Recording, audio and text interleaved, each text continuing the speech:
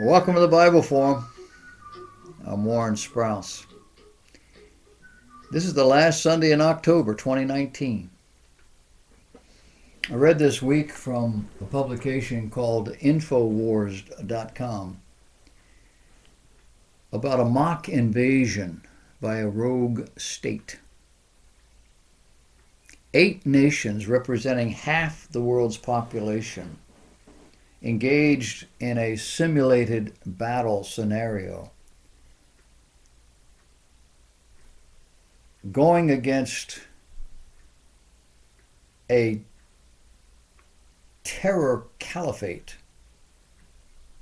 The 8 nations are China, Russia, India, Pakistan, Kazakhstan, Kyrgyzstan, Tajikistan, and Uzbekistan. Their target, officially, is a mock rogue nation. But looking at who the players are, it's not hard to imagine that the target is really Israel. Western military experts say it's definitely upped the ante this year, given the number of foreign forces and the sheer size of the drills, and especially given it's the first time Russia's historic political and economic rival China has joined the games, amid a rapid warming of relationships as both face intense Washington pressure. The enemy of your enemy is my friend. Footage emerging late last week from an annual military exercise hosted by Russia involving China, India, Pakistan has drawn the attention of the experts who watch this sort of thing. Along with the only newly invited China, as well as Pakistan and Indian forces, other Central and East Asian countries are participating. These are the stands I told you about: Kazakhstan, Kyrgyzstan. These exercises actually began all the way back in June. But this week is considered the culmination of the most important, or the hot phase, drills focusing on strategic command post exercises. These nations fielded 128,000 troops, 20,000 vehicles, up to 15 ships, as well as support vessels, supported by 600 aircraft, all for a mock battle against this imagined terror state.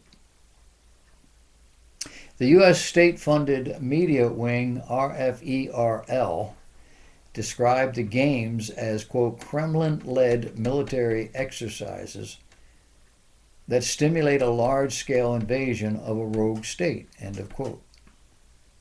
One analyst, Matthew Bolaki, a research fellow of the Russia and Eurasia program at Chatham House, has been cited in reports as saying China's involvement this year is huge and sends a firm, unprecedented message in terms of Moscow's growing powerful military alliances. The message is quite clear when it comes to Russia. It means that, quote, we're not alone, and we have a lot of partners. We're not isolated, so whatever efforts the West are trying to do against us, we are still able to have powerful military alliances with China, India, and Pakistan. Now, all of this is straight out of the Bible. The alliances against Israel and the West during the Great Tribulation.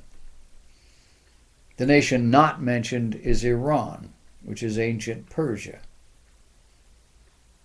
It is probably the one mentioned in Revelation chapter 9, verse 16, as having a 200 million man army from the east. It talks about the number of the army of horsemen that were 200,000. John says in Revelation 9:17, and I saw the horses in the vision, and them that sat on them, having breastplates of fire, and of jacinth and brimstone, and the heads of the horses were as the heads of lion, and out of their mouths issued fire and smoke and brimstone. Kind of makes you think of modern military vehicles. In verse 18, by these 3 was the third part of men killed by fire and by smoke and by the brimstone which issued out of their mouths. Modern artillery. Verse 19, for their power is in their mouth, and in their tails, for their tails were like unto serpents, and had heads with them, they do hurt. And had heads, and with them they do hurt. And the rest of the men which were not killed by these plagues, yet repented not of the works of their hands, that they should not worship devils and idols of gold and silver and brass and stone and wood, which neither can see nor hear nor walk. Neither repented they of their murders, nor of their sorceries, nor of their fornication, nor of their thefts. What God is saying here is that unbelievers left behind after the so-called rapture of the church will be killed for their rejection of God. A majority of them not by God. The means appears to be human. Described by first century descriptions of 21st century weapons, and all being orchestrated by God as judgment against those who are rejecting Him and failing to recognize what's really going on. We're seeing the beginnings of all of this right on our television sets.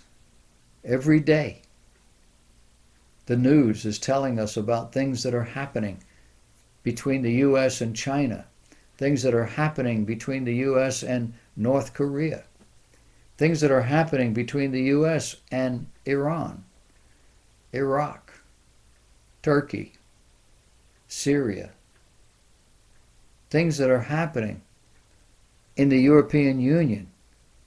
They're in disarray. There's no real power in the EU today. And Russia. All of this has been described in the Bible almost 2,000 years ago. When it comes to pass, and I'm sure most people, perhaps most people listening, watching this program would say, it's not like that. But when it happens, don't be surprised. God is at work in the world. Ultimately, He will cleanse this planet of all unbelief.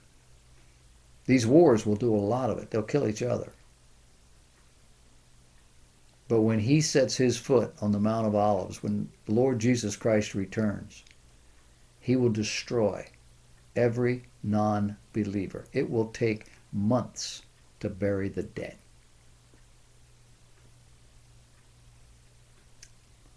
Which side are you on?